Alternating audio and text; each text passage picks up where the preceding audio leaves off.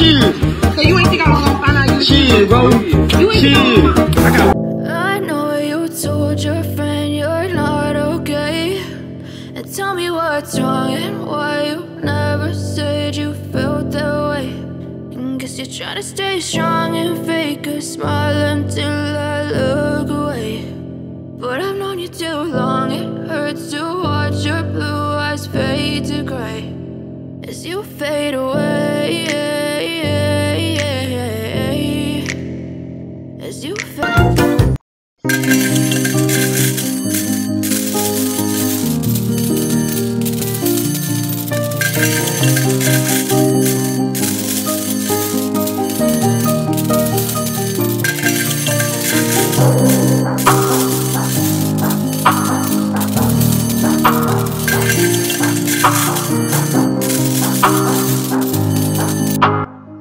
Mais bien sûr qu'une femme a besoin d'un homme.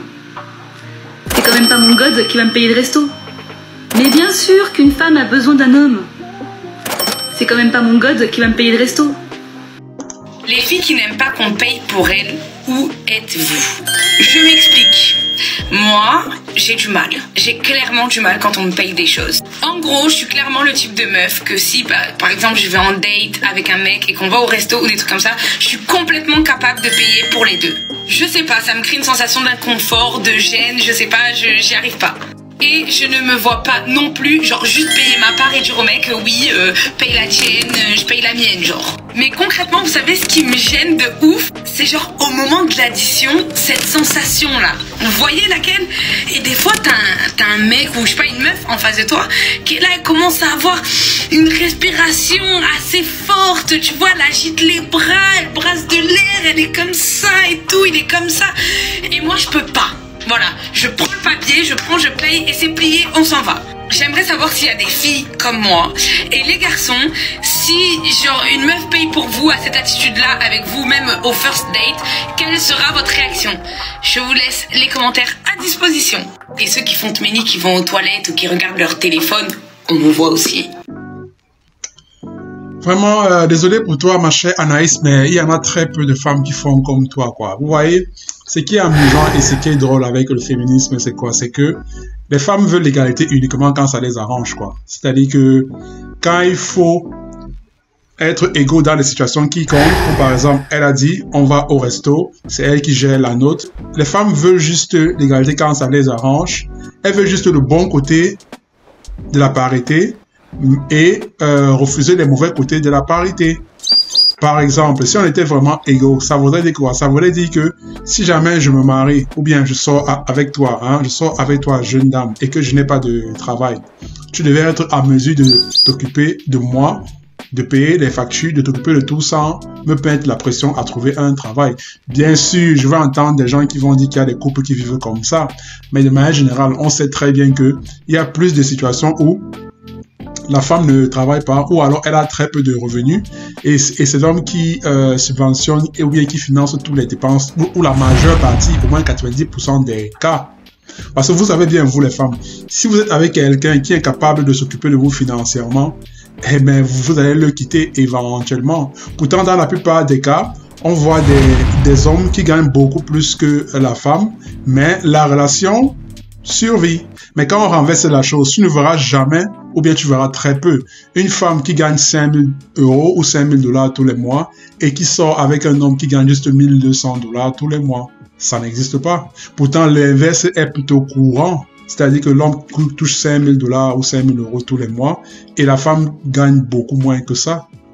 Donc, les femmes modernes aiment l'égalité et la parité uniquement quand ça les arrange. Et je me dis, on devrait arriver dans une situation où, quand elles veulent l'égalité, on le leur donne complètement et du début jusqu'à la fin. Ok, comme je disais, la question est toujours de savoir qui doit payer pour le premier rendez-vous ou bien pour le premier date. Je n'ai pas la réponse à cette question. Je vais laisser cette jolie femme nous donner son avis. Let's go. Donc cette fameuse copine de copine se rend à son premier encart avec un homme qu'elle a rencontré sur un site et donc jamais encore vu. Donc ils se rencontrent, ils boivent un premier verre, monsieur invite madame au restaurant, puis lui propose de finir la soirée au cinéma, chose qu'elle accepte. On serait tous tentés de dire qu'effectivement le feeling est bien passé, sinon elle serait rentrée chez elle tout de suite, non? On peut même tous comprendre que ce monsieur ait pris ça pour un signe de « ok, tu me plais bien ». Donc forcément, lui, il se dit « ok, c'est bon, je lui plais, elle me plaît aussi, je lui proposais d'aller boire un dernier verre ». Et là, qu'est-ce qu'elle lui répond sur le parking du ciné? Non, franchement, désolé, mais toi et moi, ça va pas le faire, t'es trop petit. Comment ça, il est trop petit? Je veux dire, ce monsieur n'a pas rétréci au fur et à mesure de la soirée, on est d'accord. Quand elle est arrivée au rencard, elle s'est bien rendue compte que la taille de ce monsieur ne correspondait pas à ses critères. Ce qui est un peu débile, mais pourquoi pas? Pourquoi pas?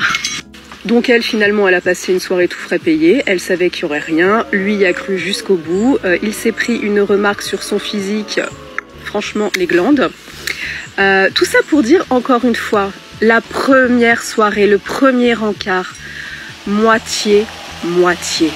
D'ailleurs, je pense qu'on devrait mettre en place un système de codification pour savoir si on se plaît au moins au deuxième rencard. Le premier encart, par exemple, moitié-moitié, terrain neutre. Bon, et pour le deuxième rencard, on pourrait se dire que si le feeling passe encore mieux qu'au premier et qu'on a envie d'approfondir, lui pourrait dire bah écoute, ce soir c'est moi qui t'invite. Ok, donc là le message, elle comprend qu'il est intéressé plus que de deux rencards.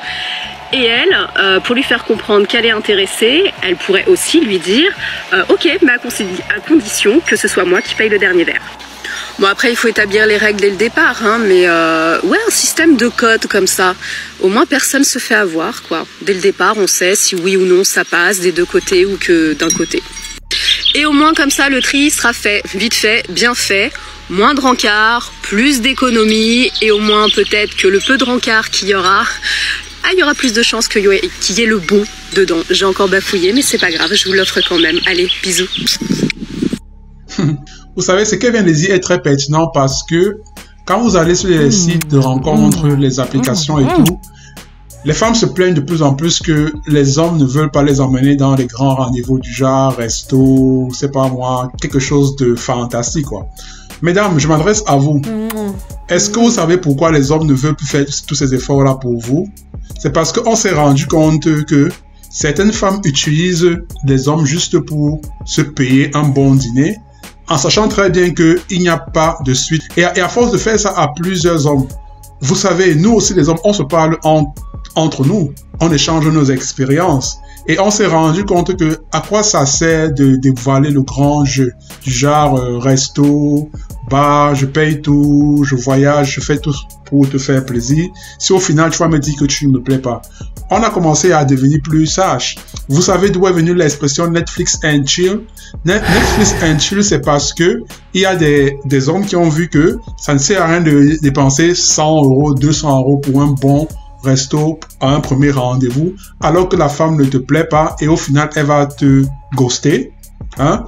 On a décidé qu'au lieu de l'inviter au resto pour le premier rendez-vous, il est mieux de l'inviter à la maison et puis regarder Netflix. Ce n'est pas un manque de galanterie, madame. C'est parce qu'on s'est rendu compte qu'il y a beaucoup de femmes qui utilisent les hommes juste pour des rendez-vous, pour manger. C'est tout. Elles n'ont aucune intention d'amener la chose plus loin avec l'homme. Et j'entends déjà des femmes dire, ok, c'est pas parce qu'il m'a payé le rendez-vous que je suis obligé de coucher avec lui. C'est vrai, tu n'es pas obligé de coucher avec lui. Mais tu n'es pas obligé non plus d'accepter son invitation. Parce que quand tu acceptes son invitation, c'est une manière indirecte pour lui de croire que, voilà, elle a accepté mon rendez-vous, ça veut peut-être dire qu'elle est intéressée. Oui, tu n'es pas obligé de lui donner plus que le rendez-vous, ou bien d'aller dans une relation avec lui, ou bien de coucher avec lui. Oui, tu n'es pas obligé, tu es libre de tout. Mais de la même manière, tu n'es pas obligé aussi d'accepter son invitation. Quand on utilise votre corps comme un objet sexuel, je ne refuse pas. Mais la réciproque de ça, c'est que nous, les hommes, on en a marre d'être utilisés comme des distributeurs automatiques. Bon, je ne vais pas mettre cette vidéo plus longue qu'elle ne doit l'être. J'espère que la vidéo vous a plu. Si jamais elle vous a plu, abonnez-vous à ma chaîne YouTube et on se voit à la prochaine vidéo.